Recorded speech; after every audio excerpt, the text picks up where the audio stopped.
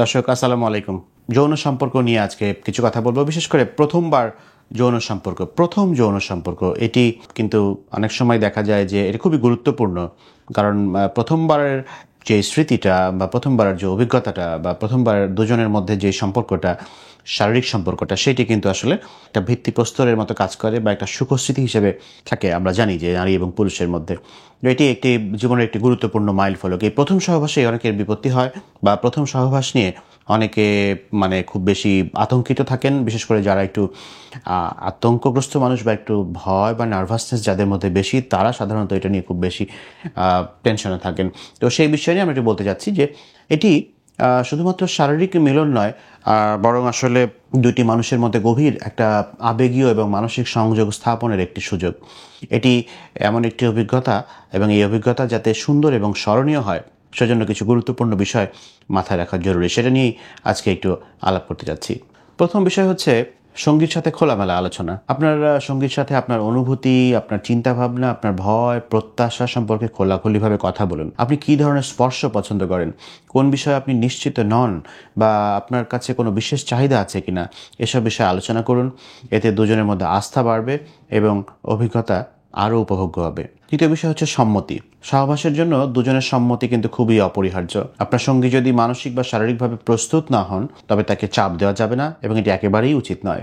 সম্মতির অর্থ হলো উভয় পক্ষই স্বেচ্ছায় এবং সচেতনভাবে সহবাসে অংশগ্রহণ করতে আগ্রহী। এরপরে আমরা গর্ভনিরোধক ব্যবস্থা সম্পর্কে একটু আলোচনা করি। অনাকাঙ্ক্ষিত গর্ভধারণ এবং প্রতিরোধের জন্য গর্ভনিরোধক ব্যবস্থা নেওয়া অত্যন্ত গুরুত্বপূর্ণ। কন্ডোম, জন্ম নিয়ন্ত্রণ বড়ি বা অন্যান্য হরমোনাল পদ্ধতি রয়েছে, যেগুলো বিভিন্ন ধরনের গর্ভনিরোধক বিকল্প হিসেবে কাজ করে, এবং আপনার সঙ্গীর জন্য কোন ধরনের গর্ভনিরোধক পদ্ধতি সবচেয়ে উপযুক্ত সে বিষয়ে একজন ডাক্তারের সাথে আগে পরামর্শ করে নিন। তাহলে আপনাদের মধ্যে ভয় বা ইতস্তত বোধ করার বিষয়গুলো কমে যাবে, এবং যেটি আপনাদের পারফরমেন্সকে ভালো করবে। এরপরে যৌনবাহিত রোগ প্রতিরোধ এখানে একটি গুরুত্বপূর্ণ বিষয়। যৌনবাহিত রোগ বা এসটিডি প্রতিরোধে কন্ডোম ব্যবহার অত্যন্ত গুরুত্বপূর্ণ। এটি এইচআইভি, গনোরিয়া, সিফিলিস, ক্ল্যামাইডিয়া সহ বিভিন্ন ধরনের যৌনবাহিত রোগের বিরুদ্ধে সুরক্ষা প্রদান করে। এবং মনে রাখবেন যে আপনাকে অবশ্যই এটি গ্রহণ করতে হবে। মনে রাখবেন যে কিছু যৌনবাহিত রোগের কোনো লক্ষণ নেই, তাই নিয়মিত পরীক্ষা করানোটা আপনাদের জন্য ভীষণ জরুরি।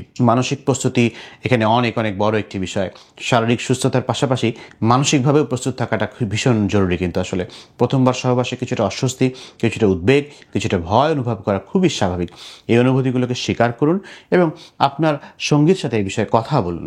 এছাড়াও যৌনতা সম্পর্কে সঠিক তথ্য জানা থাকলে কিছু আসলে অনেক উদ্বেগ দূর হতে পারে। সেজন্য আপনি আগে থেকে কাউন্সেলিং নিতে পারেন বা আগে থেকে আমাদের সাথে কথা বলে নিতে পারেন, যদি আপনার খুব বেশি ভয় বা উদ্বেগ থাকে বা নিজের যৌন স্বাস্থ্য সম্পর্কে খুব বেশি ভয় যদি আপনি থাকেন। প্রাক যৌন ক্রিয়া বা ফোর প্লে আমরা বলি, যেটা নিয়ে অনেক কথা আমি এর আগে বলেছি। সহবাসের পূর্বে পর্যাপ্ত প্রাক যৌন ক্রিয়া বা ফোর প্লে উভয়ের জন্যই কিন্তু আনন্দদায়ক, এবং এটি খুবই জরুরি। আসলে এটি না হলে মূল সহবাস আসলে ক্ষতিগ্রস্ত হতে পারে। এটি আপনার শরীরকে সহবাসের জন্য প্রস্তুত করতে সাহায্য করে এবং যৌন উত্তেজনা বাড়াতে হেল্প করে, দুজনের মধ্যে সম্পর্ক আরও গভীর করতে হেল্প করে। আমরা জানি যে চুম্বন, আলিঙ্গন, স্পর্শ এবং অন্যান্য অন্তরঙ্গ ক্রিয়াকলাপ প্রাক যৌন ক্রিয়ার অংশ হতে পারে। ব্যথা বা অস্বস্তি একটি বড় অন্তরায় বা একটি আপনার সেক্সুয়াল পারফরমেন্সের সমস্যা করতে পারে। আসলে সহবাসের সময় যদি আপনি ব্যথা বা অস্বস্তি অনুভব করেন, তাহলে অবিলম্বে থামুন এবং আপনার সঙ্গীর সাথে এই বিষয়ে কথা বলুন। প্রথমবার সহবাসে কিছুটা অস্বস্তি অনুভব করা খুব স্বাভাবিক, তবে তীব্র ব্যথা কোনো সমস্যার লক্ষণ হতে পারে। সেটা হতে পারে মানসিক, সেটা হতে পারে শারীরিক। সেই বিষয়ে অবশ্যই চিকিৎসকের পরামর্শ নেওয়া প্রয়োজন। আবেগ এবং অনুভূতির বিষয়ে লক্ষ্য রাখবেন। প্রথমবার সহবাসের পরে বিভিন্ন ধরনের আবেগ অনুভব করা খুব স্বাভাবিক। সহবাসের আগে ভীতি, আতঙ্ক এগুলো থাকতে পারে। সেগুলো বোধ করেন, ফিল করার চেষ্টা করেন এবং সেগুলোকে গুরুত্ব দিন। আপনি খুশি, উত্তেজিত, বিভ্রান্ত, এমনকি দুঃখিতও বোধ করতে পারেন, কিন্তু সহবাসের পরে এই অনুভূতিগুলোকে স্বীকার করুন এবং সেগুলো আপনার সঙ্গীর সাথে বা একজন বিশ্বস্ত বন্ধুর সাথে এই বিষয়ে কথা বলুন। এবং এগুলো যদি আপনার সমস্যার সৃষ্টি করে আপনার যৌন জীবনে, তাহলে আপনার অবশ্যই এটার ট্রিটমেন্ট দরকার। যৌন স্বাস্থ্য পরীক্ষা নিয়মিত, এটি খুবই জরুরি। যৌন সক্রিয় হয়ে উঠবেন যখন আপনি সেক্সুয়ালি অ্যাক্টিভ থাকবেন, তখন নিয়মিত যৌন স্বাস্থ্য পরীক্ষা করাটা খুবই গুরুত্বপূর্ণ। এটি আপনাকে আপনার সঙ্গীকে সুস্থ রাখতে সাহায্য করবে। সবচেয়ে গুরুত্বপূর্ণ বিষয় হচ্ছে উপভোগ। এই ঘটনা বা এই অভিজ্ঞতাটিকে উপভোগ করাটা গুরুত্বপূর্ণ। আপনি চাপ নেবেন না, প্রক্রিয়াটি উপভোগ করার চেষ্টা করুন। এটি আপনি যদি একটি কঠিন টাস্ক মনে করেন, কঠিন কাজ মনে করেন, তাহলে এটি আপনার জন্য খুব বিপদ হয়ে যাবে আসলে।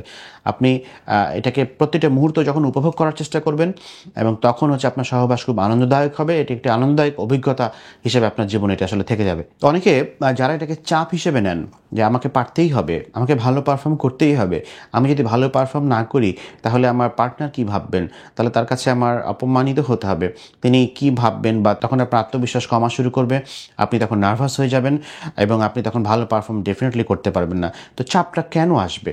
হয় আপনি নিজেই চাপ বেশি নিতে পারেন না, আপনি নিজেই খুব বেশি নার্ভাস মানুষ, অথবা আপনার সঙ্গীর সাথে ভালো মতো এখনও আবেগের সম্পর্কটা, ইমোশনাল অ্যাটাচমেন্টটা ঠিক মতো হয় নাই। যখন আপনি ইমোশনাল অ্যাটাচমেন্ট হবে তখন কিন্তু আপনি খুব ভালো সেক্স হবে আসলে। আমি এর আগে একটা উদাহরণ দিয়েছি। আপনি যদি মনে করেন এটা একটি কঠিন কাজ, আপনি চামচ দিয়ে খাবার খাচ্ছেন বা আপনি ভাত খাচ্ছেন, তখন যদি আপনার মাথার মধ্যে থাকে যে আপনি এই ভাত খেতে গেলে যদি গলায় আটকে যায়, আপনার যদি মাথার মধ্যে থাকে যে চামচটা ঠিকমতো ধরা হয়েছে কিনা, ছুরিটা ঠিকমতো ধরা হয়েছে কিনা, সেটা যদি মাথায় থাকে, তাহলে আপনি কিন্তু ভালোভাবে খেতে পারবেন না, খাওয়াটা উপভোগ করতে পারবেন না, এবং আপনি আসলে উপভোগের বিষয়টাকে বরং পরীক্ষার মতো মনে হবে আপনার কাছে। তো সেটি হয়ে গেলে কিন্তু খুব বিপদ, এবং তখন একের পর এক পারফরমেন্সে আঘাত আসতে থাকে, এবং আপনি বাজে পারফরমেন্স করা শুরু করবেন, তখন দুজনের মধ্যে সম্পর্কের আসলে দূরত্ব সৃষ্টি হবে। সো আগে সম্পর্কটাকে নির্মাণ করা শুরু করেন, তাহলে আপনি বিষয়টাকে উপভোগ করতে পারবেন। পরীক্ষা হিসেবে আপনার কাছে এটি ধরা দেবে না। অনেক সময় অতিরিক্ত কিছু টিপস দিই। অনেক সময় দেখা যায় যে অস্বস্তি দূর করতে অনেকে লুব্রিকেন্ট ব্যবহার করতে হয়, বিশেষ করে প্রথমবারে অনেক সময় অনেক এরকম লাগে যে একটু যেহেতু যোনিপথ পিচ্ছিল না হলে অনেক সময় এটা লুব্রিকেন্ট ব্যবহার করতে হতে পারে। তবে কেন পিচ্ছিল হচ্ছে না সে কারণটা আগে জরুরি। লুব্রিকেন্টটি কিন্তু প্রধান সমাধান নয়, একজন চিকিৎসকের কাছে এই জন্য আগে শুনে নিতে হয়। এটি সহবাসকে আরামদায়ক করতে পারে। অনেক সময় পরিবেশ একটা গুরুত্বপূর্ণ ফ্যাক্টর। আপনি কোন পরিবেশে, কোন জায়গায়, কোন সময়ে আপনি সহবাস করছেন বা আপনি শারীরিক সম্পর্ক করছেন, সেটি একটি গুরুত্বপূর্ণ বিষয়। সেটি আপনার যৌন সম্পর্কের উপর একটা বড় ধরনের প্রভাব ফেলে। একটি আরামদায়ক এবং একটি ব্যক্তিগত পরিবেশ নিশ্চিত করুন, যেখানে আপনি এবং আপনার সঙ্গী স্বাচ্ছন্দ্য বোধ করেন। সময় একটা ইম্পর্টেন্ট ফ্যাক্টর। নিজেদের জন্য পর্যাপ্ত সময় বের করুন, তাড়াহুড়ো করবেন না, এবং একে অপরের সাথে উপস্থিত থাকার চেষ্টা করুন, একে অপরকে ফিল করার চেষ্টা করুন, অনুভব করার চেষ্টা করুন, আলোচনা করুন। সহবাসের পরে একে অপরের সাথে কথা বলুন, কেমন লেগেছে, পরবর্তীতে কী চান, এই বিষয়গুলো নিয়ে আলোচনা করুন। মনে রাখবেন, আলোচনা সমাধানের পথ বের করে নিয়ে আসে, বরং চাপিয়ে রাখলে কোনো সমাধান হয় না। প্রথম সহবাস আসলে একটি সুন্দর এবং অন্তরঙ্গ অভিজ্ঞতা হতে পারে। উপরের বিষয়গুলো মাথায় রেখে আপনি এই অভিজ্ঞতাকে আরও বেশি স্মরণীয় করে তুলতে পারেন। সবার যৌন জীবন সুখের হোক, সুন্দর হোক, এবং পারস্পরিক সম্পর্ক আরও বেশি ভালো হোক, সেই প্রত্যাশায় আজ শেষ করছি। সবাইকে অনেক অনেক ধন্যবাদ।